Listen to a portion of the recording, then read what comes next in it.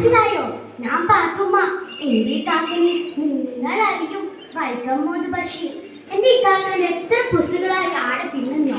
എന്റെയും എന്റെ ആടിനെ പറ്റിയും കൂടുതൽ അറിയണമെങ്കിൽ പാത്തുമ്മയുടെ നോവൽ നിങ്ങൾ എല്ലാവരും വായിച്ചു നോക്കണേ.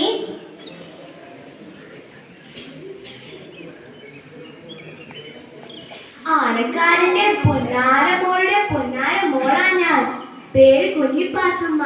എന്റെ ഉപ്പാപ്പാക്ക് ഒരു ആന ഉണ്ടായിരുന്നു, ഒരു വലിയ കൊമ്പനാന. ഞങ്ങളുടെ വിശേഷങ്ങൾ അറിയണമെങ്കിൽ എന്റെ ഉപ്പാപ്പാക്ക് ഒരു ആന ഉണ്ടായിരുന്നു എന്ന നോവൽ നിങ്ങൾ എല്ലാവരും വന്ന് വായിക്കണേ.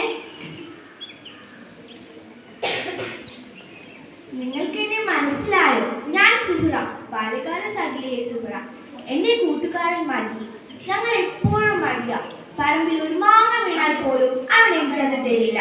ഞങ്ങളുടെ വിശേഷങ്ങൾ അറിയണമെങ്കിൽ ബാല്യകാല സഖി ഒന്ന് വായിക്കണേ.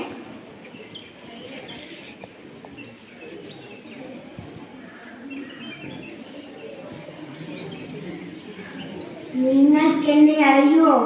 ഞാൻ ഭാർഗവി, ബഷീറിന്റെ ഭ്രാന്തകൽപ്പനകളിൽ നിന്നും പുനർജനിച്ച യക്ഷിയാണ്. ബഷീറിന്റെ നേരനുഭവം തന്നെയാണ് നീലവെളിച്ചം എന്നെന്റെ കഥ പറയുന്ന നോവൽ. പേടിയില്ലെങ്കിൽ ഒന്ന് വായിച്ചോളൂ കേട്ടോ.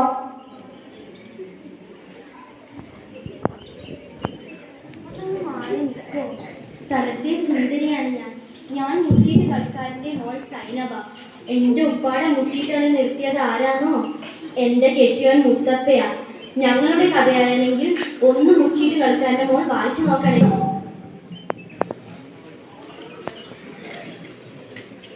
ഇവർ മാത്രമല്ല, ഇവരെ പോലെ 40-ലേറെ കഥാപാത്രങ്ങളിലൂടെ ബഷീർ എന്ന അനശ്വര കഥാകാരൻ മരണമില്ലാതെ വാഴുകയാണ്.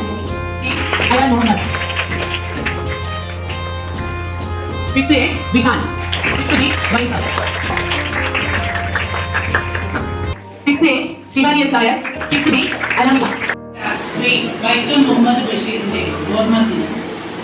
സാധാരണക്കാരുടെ ജീവിതത്തിലെ സംഭവങ്ങളെ അസാധാരണമായി അവതരിപ്പിച്ച ബഷീർ 1994 ജൂലൈ 5 അന്തരിച്ചെങ്കിലും ഇന്നും നമ്മുടെ മലയാളികളുടെ മനസ്സില് ഒരു മായാത്ത കഥാകാരനായി അദ്ദേഹം ഇന്ന് ജീവിക്കുകയാണ്. ഇന്ന് നമ്മളോട് സംവദിക്കാൻ നമുക്ക് ഏറ്റവും മഹത്തായ ഒരു വ്യക്തിയെ തന്നെയാണ് കിട്ടിയിരിക്കുന്നത്. നിങ്ങളൊക്കെ പഠിക്കുന്ന മലയാളം പുസ്തകത്തിന്റെ ഉപദേശക സമിതി അംഗമാണ് വരുന്നത്. ധാരാളം യാത്രകൾ ചെയ്ത് യാത്രാവിവരണങ്ങൾ എഴുതി ധാരാളം കൃതികൾ രചിച്ച് നമ്മുടെ സമൂഹത്തിൽ ഇന്ന് അറിയപ്പെടുന്ന ഒരു വ്യക്തി തന്നെയാണ് നമുക്ക് കിട്ടിയിരിക്കുന്നത്. ശ്രീ ഹർഷൻ മാസ്റ്റർ. ഹർഷൻ മാസ്റ്ററെ ഞാൻ സ്വാഗതം ചെയ്യും.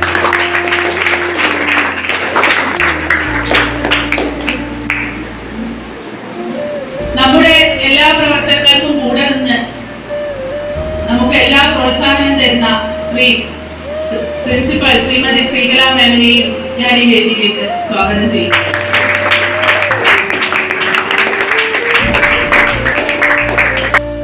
ഇന്നത്തെ ദിവസം ബഷീർ ദിനം തന്നെ മലയാളം ക്ലബ് ഇനാഗ്രേഷനായിട്ട് തിരഞ്ഞെടുത്തതിന് മലയാളം ക്ലബിന് നല്ലൊരു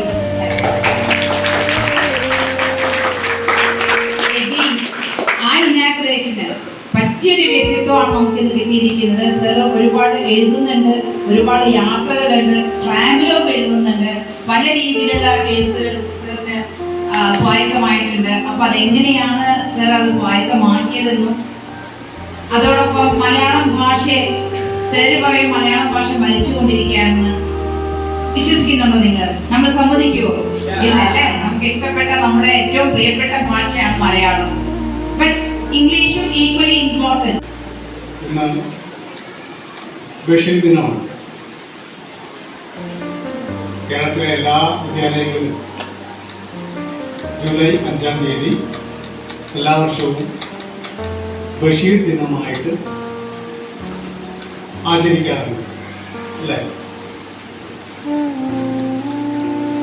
ആരാണ് ബഷീർ എന്ന് നിങ്ങൾക്കറിയാം? ആരാണ്? മുഴുവൻ പേരുകളാണ് വൈക്കം മുഹമ്മദ് ബഷീർ. അപ്പോൾ യഥാർത്ഥത്തിൽ ബഷീർ ഒരു വിശ്വ സാഹിത്യകാരനാണ്. കേൾക്കുന്ന നമുക്ക് സുപരിചിതരായ ആളുകളായിട്ട് തോന്നും. അതാണ് അദ്ദേഹത്തിന്റെ കഥകളുടെ പ്രത്യേകത. ആകുമീ നാട്ടിൻപുറം ആതിരം പെണ്ണിനാടാൻ അമ്പിളി വിളക്കേതും 1000 കാൽ മണ്ഡപമാകുമീ നാട്ടിൻപുറം. അവരുടെ കാണുമ്പോൾ ആ കാഴ്ചയെ വിവരിക്കുക. ആതിരം പെണ്ണിന് ആടാൻ അമ്പിളി വിളക്കേന്തുന്ന 1000 കാൽ മണ്ഡപമാകുമീ നാട്ടിൻപുറം. 1000 കാൽ മണ്ഡപം എന്ന് പറഞ്ഞാൽ 1000 തൂണുള്ള ഹോള്, വലിയ ഓഡിറ്റോറിയം. എങ്ങനെയാണ് നമ്മൾ പറയാ? ഈ കാലഘട്ടത്തിൽ അനുഭവ സമ്പന്നതയിൽ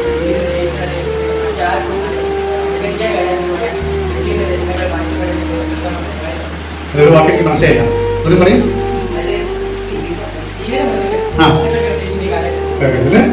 ജീവിത നിരീക്ഷണവും അനുഭവ സമ്പന്നതയും മറ്റൊരാൾക്കും അനുകരിക്കാൻ കഴിയാത്തതുമായ മെസ്സിന്റെ രചനകൾ വായിക്കപ്പെടേണ്ട എത്രത്തോളം ഒരു ആവിഷ്കാരം നടക്കണം. പിന്നെ ഒരു എഴുത്തുകാരൻ ലഭിക്കുന്നത് അതിനകത്ത് വ്യത്യാസത്തിലേക്ക് വരാം. നല്ല ചോദ്യമാണ്. Very good question.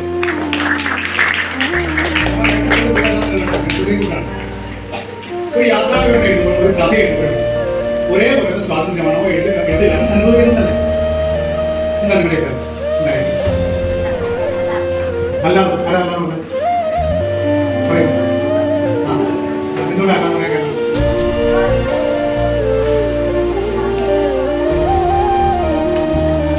ശരിക്കും അയാൾ പരിചയപ്പെട്ട ആളുകളെയും അതിനെ കുറിച്ചൊക്കെയാണ് എഴുതുന്നത് അല്ലേ? ഒരു കഥയാകുമ്പോഴോ ഒരു കഥയാകുമ്പോഴോ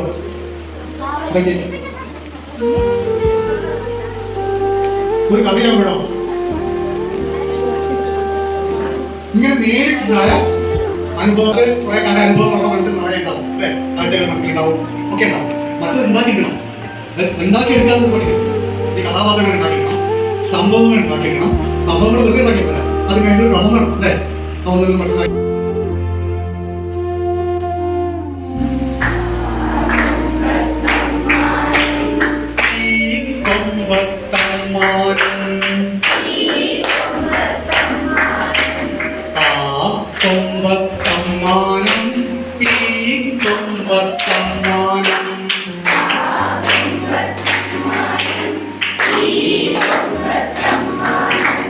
ആതിരവരവായി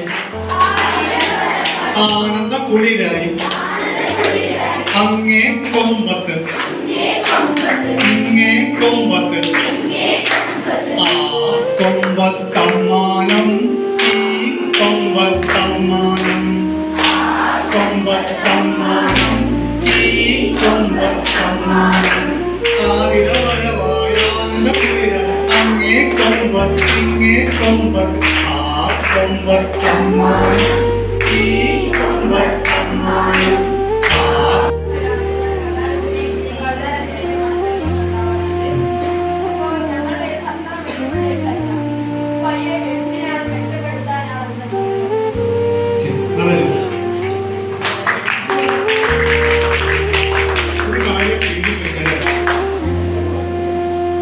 അത് അതേ നിലയിൽ പൂർണ്ണമാവില്ല. അതിന് ക്ലാസ് മുറിയിൽ ചെയ്യുന്നത് എനിക്കറിയില്ല. നിങ്ങളോട് എന്തെങ്കിലും ടീച്ചർ എന്തെങ്കിലും എഴുതാൻ പറഞ്ഞാൽ, ഒരു ആസ്വാദന കുറിപ്പോ അല്ലെങ്കിൽ എന്തെങ്കിലും ഒരു വിവരണ കുറിപ്പോ ഒക്കെ എഴുതാൻ പറഞ്ഞാൽ നിങ്ങളത് വായിച്ച് അവതരിപ്പിക്കാറുണ്ടോ? ഇപ്പൊ വായിച്ച് അവതരിപ്പിക്കുമ്പോൾ മറ്റുള്ളവർ ചില അഭിപ്രായം ചിലപ്പോൾ പറയും, അതിൽ ചില കാര്യങ്ങൾ എന്തെങ്കിലും പോരാ, അത് ചെയ്യുന്നവർ നന്നായി എന്നൊക്കെ പറയും. അപ്പൊ അങ്ങനെ പറഞ്ഞു കേൾക്കുമ്പോൾ നമുക്ക് എന്ത് തോന്നും?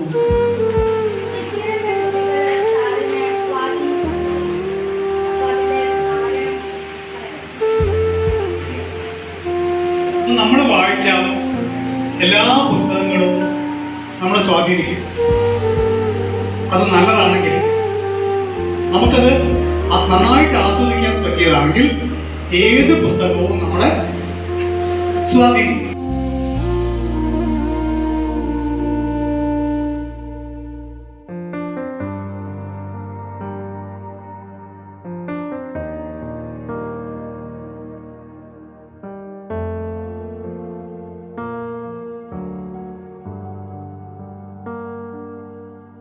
ആ